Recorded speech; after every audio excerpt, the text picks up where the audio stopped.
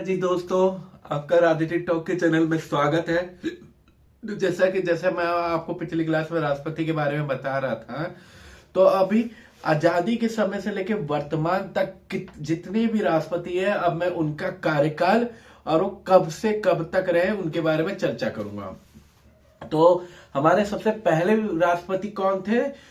भारत के प्रथम राष्ट्रपति थे डॉक्टर राजेंद्र प्रसाद, जो हुए थे 26 जनवरी 1950 से लेके 13 मई 1962 तक थे। वो 2 बार राष्ट्रपति बने थे और 2 बार राष्ट्रपति बनने के बाद उन्होंने अपना इस्तीफा दे दिया था। भारत में राष्ट्रपति बनने की कोई तय सीमा नहीं है, मतलब वो 3 बार भी बन सकता है, 4 बार भी बन सकता है। पर डॉक्टर राजेंद्र प्रसाद जी ने पहली बार राष्ट्रपति बनते ही 2 बार इस्तीफा देके वो एक तरह से कहते एक ऐसी प्रथा चालू कर दी, जैसे अमेरिका में भी कोई राष्ट्रपति 2 बार से ज्यादा नहीं बन सकता। सेम टू सेम उन्होंने भी यही सेम प्रथा करी कि 2 बार से ज्यादा नहीं बन सकते, तो उन्होंने अपना इस्तीफा दे दिया ताकि ये व्यवहारात्मक रहे। तो ये उसकी डिटेलिंग है। तो पहले डॉक्टर राजेंद्र प्रसाद है, 26 जनवरी 1950 से लेके 13 मई 1962 तक उनका कार्यकाल रहा। दूसरे हमारे राष्ट्रपति हैं जिनका 5 सितंबर को शिक्षक दिवस के रूप में भी मनाया जाता है। 5 सितंबर को क्या शिक्षक दिवस मनाया जाता है? किसके जन्म दिवस में? डॉक्टर सर्वपल्ली राधाकृष्ण।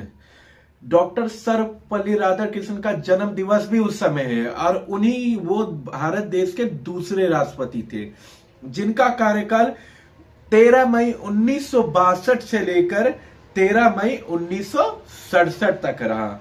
अब तीसरा राष्ट्रपति जो था, उसमें 2 लोगों की बहुत पहले जो 2 राष्ट्रपति थे वो तो डायरेक्ट, क्योंकि कांग्रेस का प्रभुत्व था तो एक बार में इलेक्टिव चुनाव हो गए।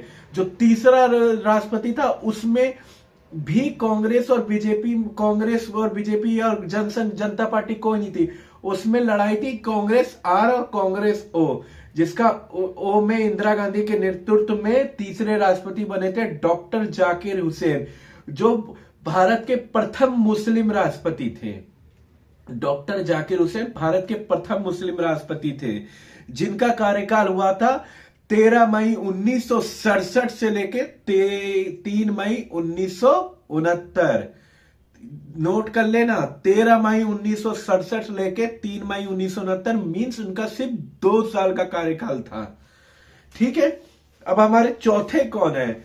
चौथे हमारे श्री वीवी वेंकटेश्वर गिरी, जिनका है 13 मई 1969 से लेके 20 जुलाई 1969 तक था। ये एक कार्यवाहक थे। डॉक्टर जाकिर हुसैन 2 साल में जो बने, उनका जो इंतकाल हुआ उसके उपलक्ष्य में एक कार्यवाहक के रूप में बने। पांचवे थे हमारे न्यायमूर्ति एम हिदायत उल्ला। ये हमारे 5वें थे जिनका कार्यकाल 20 जुलाई 1969 से लेकर 24 अगस्त 1969 तक था। ये भी एक कार्यवाहक थे। फिर क्या हुए? श्री वीवी गिरी जी हुए, जो श्री वीवी गिरी पहले कार्यवाहक थे, फिर वो राष्ट्रपति बने 24 अगस्त 1969 से लेके 24 अगस्त 1974 तक। पहले श्री वीवी गिरी चौथे जो राष्ट्रपति थे वो कार्यवाहक के रूप में बने, फिर न्यायमूर्ति एम हिदायतुल्ला बने, फिर वीवी गिरी बने जो 24 अगस्त 1969 से 24 अगस्त 1974 तक बने। फिर 7वें हमारे हैं श्री फरुखुद्दीन अली अहमद, जो 24 अगस्त 1974 से लेके 11 फरवरी 1977 तक रहे। उसके बाद फिर एक कार्यवाहक जो मींस कुछ दिनों के लिए कार्य संभालता है, वो थे श्री बीडी जती, जो 11 फरवरी 1977 से लेके 25 जुलाई 1977 तक के कार्यवाहक की भूमिका निभाई। फिर थे 9वें श्री नीलम संजीवा रेड्डी। ये हुई थी 25 जुलाई 1977 से लेके 25 जुलाई 1982 से। फिर उसके बाद 10वें कौन थे? ज्ञानी जैल सिंह का कार्यकाल था 25 जुलाई 1982 से लेके 25 जुलाई 1987 तक। फिर 11वें हमारे थे श्री आर के वेंकटरमण, जो 25 जुलाई 1987 से लेकर 25 जुलाई 1992 तक जिनका कार्यकाल था। 12वें हमारे शंकर दयाल शर्मा जी थे, जिनका 25 जुलाई 1992 से लेकर 25 जुलाई 1987 से लेकर 25 जुलाई 1992 तक इनका कार्यकाल रहा।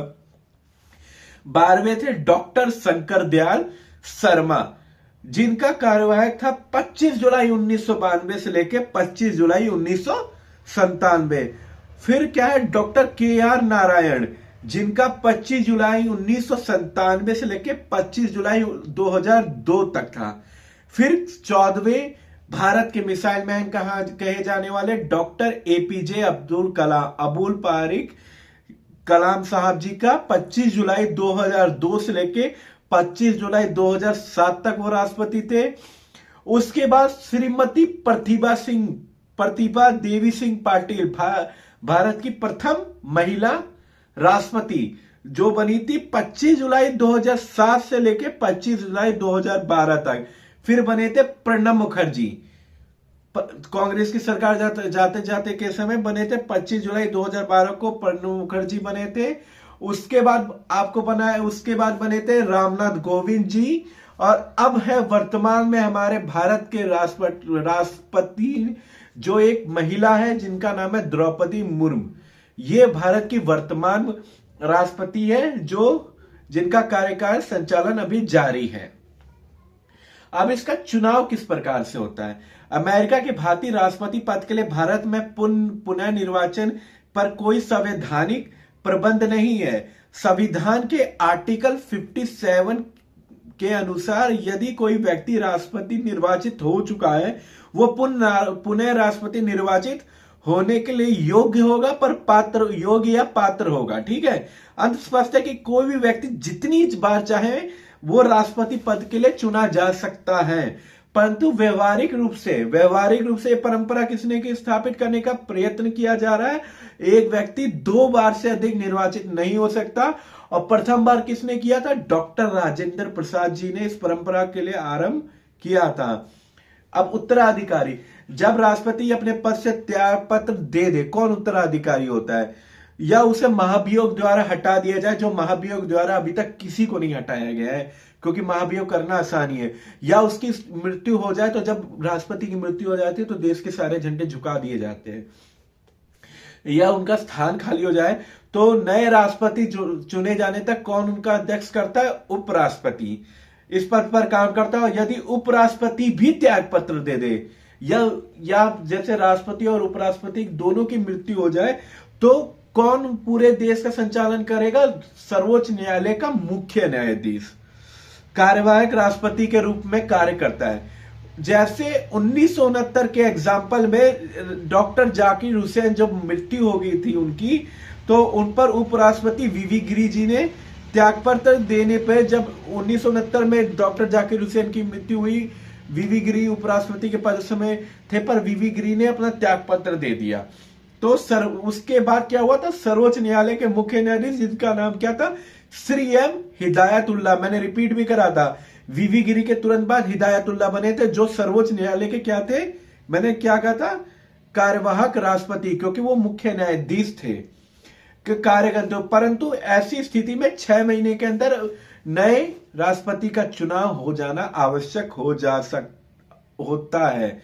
इस संबंध में यदि सर्वोच्च न्यायालय का मुख्य न्यायाधीश रिक्त राष्ट्रपति के पद जो अस्थायी रूप का पद संभालेगा, यदि वो सबसे वरिष्ठ न्यायाधीश भी उपलब्ध ना हो, तो क्या होगा? जो भले ही जैसे कोई वरिष्ठ ना हो, तो जो सबसे ज्यादा तजुर्बा लगता है, जिसका माइंड सबसे ज्यादा होता है, फिर वो संभाल सकता है।